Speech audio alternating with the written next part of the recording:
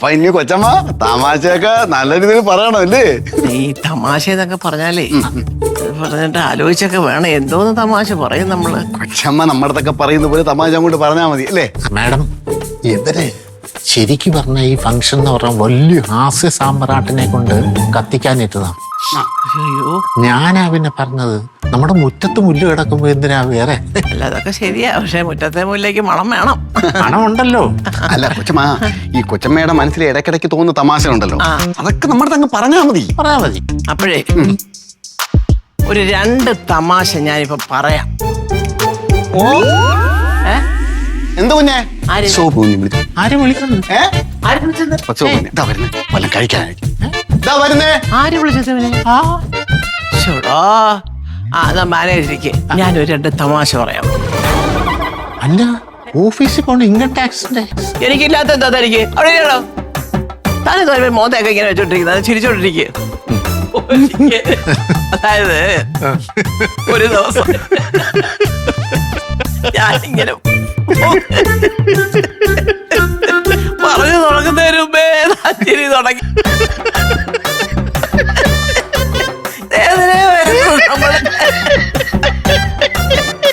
ഈശ്വര, പറഞ്ഞു തുടങ്ങുന്നതിന് മുമ്പേ ഈ ചിരി. അപ്പൊ എന്തായിരിക്കും മുഴുവൻ കേട്ടാലിന്റെ അവസ്ഥ? അതാ മേഡം. അയ്യോ, പറയുന്നതിന് മുമ്പ് തന്നെ ഞാൻ ഇത്രയും ചിരിച്ചെങ്കില് മൊത്തം കേട്ട് ഞാൻ ചിരിച്ചു മരിച്ചു പോവും. ഞാൻ പോന്നു. ഞാൻ പോവും. പോടി പറയാ. അയ്യോ, എന്ത് ചെയ്യും ദൈവമേ.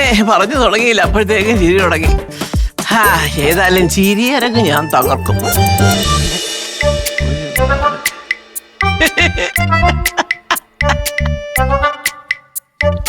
അയ്യോ, രാവിലെ തുടങ്ങിയതാണല്ലോ ഈ എഴുത്തും ചിരി.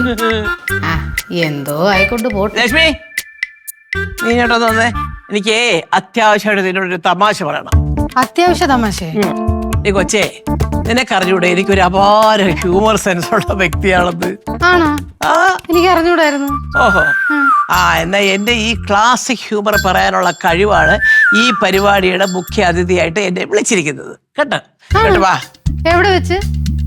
അയ്യോ, കല്ലറ. അയ്യോ, മരിച്ചു പോയവരെ ചിരിപ്പിക്കാനോ? ആരാ ഇവിടെ? നീ ഉദ്ദേശിക്കുന്ന കല്ലറയല്ല, പാങ്ങോട് കല്ലറ സമരം കേട്ടിട്ടുണ്ടോ? ആ കല്ലറയിൽ വെച്ച്.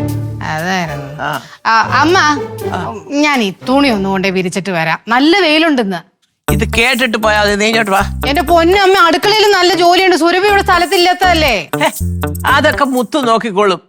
നീ ഈ തമാശ കേട്ട് ചിരിച്ചിട്ട് പോയാ മതി. ഇവിടെ നീക്കി വാ.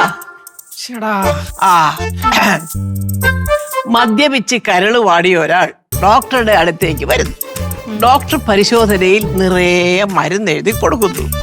മരുന്നിനെ നോക്കി മദ്യപാനി ഡോക്ടറോട് ചോദിക്കുന്നു, ഈ മരുന്നെല്ലാം കൂടെ കഴിച്ചാൽ കൂടെ ഒരുപാട് സൈഡ് കൂടെ എഫക്റ്റ് കൂടെ വരുത്തില്ലേ ഡോക്ടർ എന്ന്. അയ്യോ,